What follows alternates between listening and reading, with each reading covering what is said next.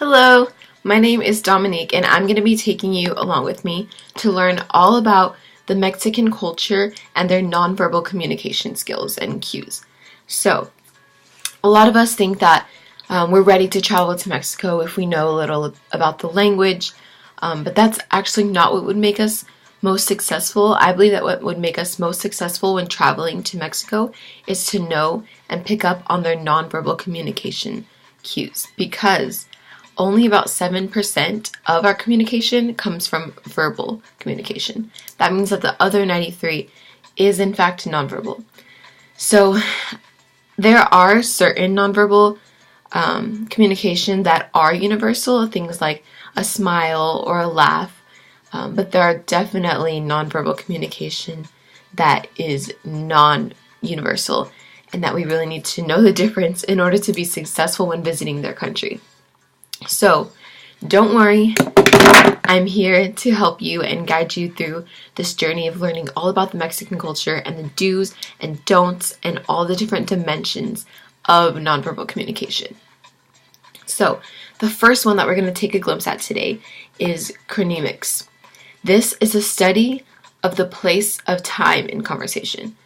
So, in Mexico, they consider time to be a flexible thing, something that is unlimited. So since it's an unlimited concept, a lot of the times they're not rushing and they don't seem to get to the point a lot. So when moving to Mexico or traveling to Mexico, expect to not be in a rush when having a conversation with somebody, because they see the social interaction as more important than the time, because they don't have the concept of time is money, like in America, where you're used to hearing that, oh, time is money, like gotta go. But in their culture, the social interaction and community and family, that is what's more important. So they don't see time as this limited thing. So expect to maybe not get to the point all the time. And with that being said, that also means that their holidays are scheduled to be on a Tuesday or Wednesday, which is weird to think about because in America, our holidays always happen usually on a Monday, maybe a Friday. And that's because our weekends, when there's a holiday, it's just a 3-day weekend. Because in America, work is actually valued a lot higher than social interactions.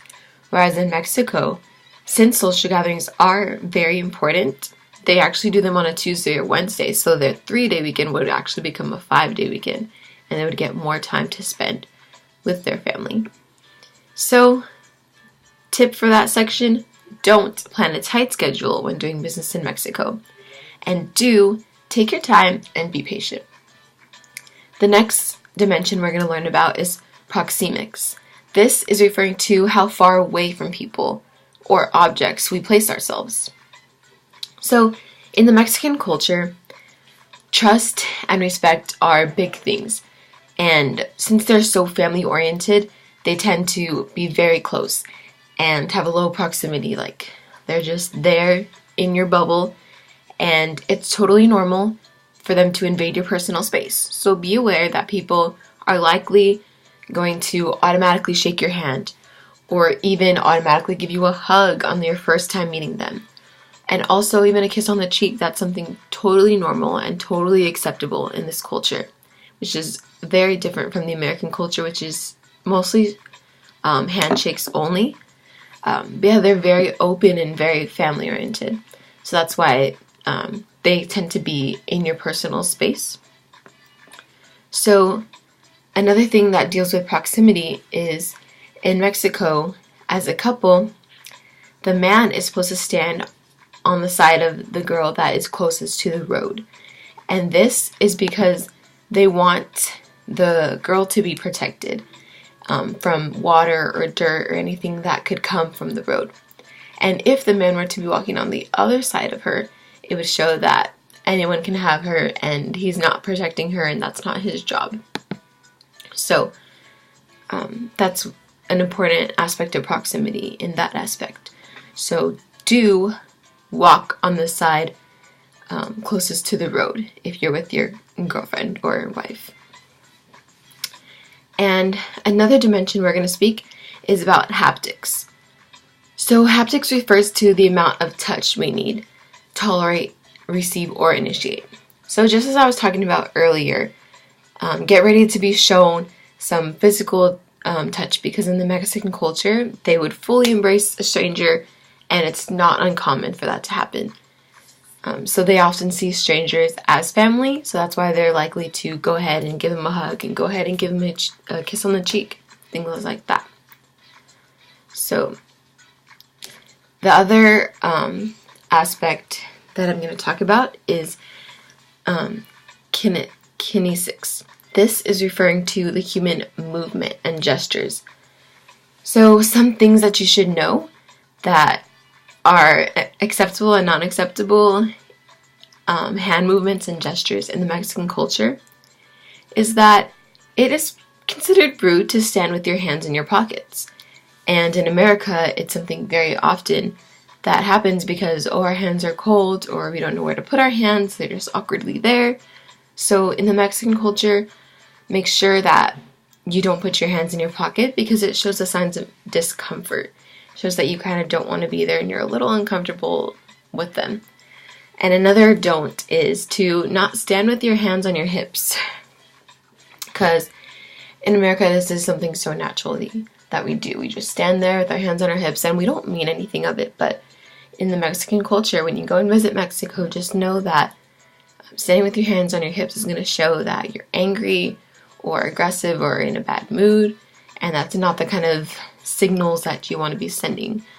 And another don't is to not give the okay gesture with your thumb and your index finger, because this is actually seen as disrespectful and vulgar. And yeah, in the American culture, it's just another normal thing, but not for them. So be aware of those things. Also, we're going to talk about the dimension of paralinguistics. So this refers to the nonverbal vocal cues that surround the speech behavior. So this is like the tone, speed of your voice when you talk. So in the Mexican culture, they tend to speak loudly without trying to speak loudly. It just sort of happens. They usually speak loudly and also fast. So in America, the tone of someone's voice is usually seen as aggressive if they speak loudly or with force, and that's not the case in the Mexican culture. And also in America, if someone's speaking fast, it's because they're nervous, but in Mexico, it's just because they talk fast, and that's just how it is. So you have to know the difference between when somebody is intentionally being aggressive with you, and like we said, it'd probably be something with their hands rather than the way they speak and their tone. So another dimension we're going to talk about is their physical appearance and attire. So this is going to be referring to how our appearance transmits information. How what we look like gives off an impression to other people that are seeing us. So Mexicans tend to dress more on the formal side in their everyday life. So they're going to the grocery store in heels, a dress, handbag, lipstick, everything like that done. So if you feel like you're going there and you feel a little overdressed, or like you pack too much skirts or too much heels, don't even worry about it, because chances are they're going to be 10 times more dressed up than you, and you're probably still going to feel underdressed. So that's something that you should know. And also, you won't catch many young girls wearing short shorts in public. It's usually just restricted to the beach. That's where you would see young girls wearing shorter shorts, just because in the Mexican culture, a guy's view of that is different than in America, because we see it all the time. So since it's so rare over there, when they do see somebody in short shorts, it's like, whoa, that's new. So it draws a lot of unwanted attention to you. So just know if you're traveling, keep it modest, keep it dressy, they're going to be with you. So also, we're almost there. We are going to be talking about eye movement. So this is going to be under the dimension of oculesics, and this is the study of eye movement in communication. So In the Mexican culture, they see making direct and frequent eye contact as something intimidating and disrespectful.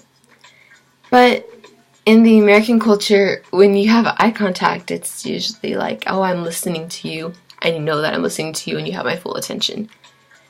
But in the Mexican culture, it's like, why are you looking at me directly in my eyes? Please stop. So make sure that you know when you're walking down the street. In America, it's really common, for you guys to go ahead and smile at somebody and anybody, regardless of if you know them, if you want to even ever know them. It's just a courtesy thing. However, that is not how it works in Mexican culture. In their culture, if you look at them with eye contact and longer than like 1 second, the person who you're staring at or looking at is going to think that you want something more of that interaction. So just be careful and be aware of who you're looking at, how long you're looking at them for, because they might get the wrong idea, since it is different in their culture to make eye contact. So don't make direct eye contact if you're not looking for anything intentional there. So our last dimension is olfactics. This is going to be referring to the study of the influence of smell on communication behavior. So your personal hygiene and smell is extremely important. That is what normally sticks with people longer than the actual interaction that you had. So in the Mexican culture, the type of scents that are favored are more soft and subtle scents. However, in the United States, like you're very used to, we tend to want a strong perfume that makes it obvious that we're wearing one. Like, I totally sprayed this on me and I want everybody to know. But in the Mexican culture, it's more you want to smell good and you want to smell taken care of, but you don't want to smell overbearing and pushy. So do wear a soft, subtle scent. And before we end, I'm going to touch on a few differences that I may have already mentioned, but just to further iterate them so you know. One thing is that time does not equal money in Mexican culture. So if you're on a rush, you're on a tight schedule, this is the time to practice your patience and to practice widening your perspective and maybe really taking in those social interactions and seeing from their point of view why maybe they see those as so important. So time does not equal money, and it's just different from the American culture in that sense. Also, what's different is that your eye contact in the Mexican culture doesn't mean that you're attentively listening. It means that you're probably weird and why are you staring at me? I don't want you to look at me for that long. So be careful with who you stare at, how long you stare at them for, and make sure that they don't think that you're coming off aggressively with your eye contact. Another thing is that the differences of the color yellow. So in the Mexican culture, don't give somebody yellow flowers if somebody as a nice thing, because in the Mexican culture, yellow actually symbolizes death. So it's not a very happy color, because in the United States, yellow is a very happy, exciting, and it's very trendy right now. So just stray away from yellow if you don't want to send the symbol of death in whatever environment you're in. So lastly, I'm going to tell you guys a few of the acceptable behaviors that we pretty much touched on a little bit too. And it's something that is different because in the Mexican culture you can say psst, psst to get someone's attention, and it's not rude, totally acceptable, happens all the time. But another thing is that multitasking is not seen as rude at all. Multitasking in the Mexican culture is saying, I know that I can accomplish more in a short amount of time and I'm going to go for it. But in America, it's if you multitask, people are like, just focus on one thing, just get one thing done, knock it out, knock it out. And so acceptable behavior is multitasking in Mexico when you go there. So feel free to go out on a limb, try your multitasking skills, and see how that goes for you. And it's not seen as being sloppy, but it's seen as being productive. So, with all those things in mind, I hope you learned a lot about the different dimensions of nonverbal communication and how truly different the Mexican culture is from the American culture that you're used to. So I hope you take in the difference in smells, in facial expressions, in physical appearances, in standing on the different side of the road, all those little things that will help you to be successful in your visit to Mexico. And you can also find the references on the document that I have attached if you want to know where I found this information and if you want to do your own research as well. So I hope you have a happy time in Mexico and enjoy your stay. Thank you.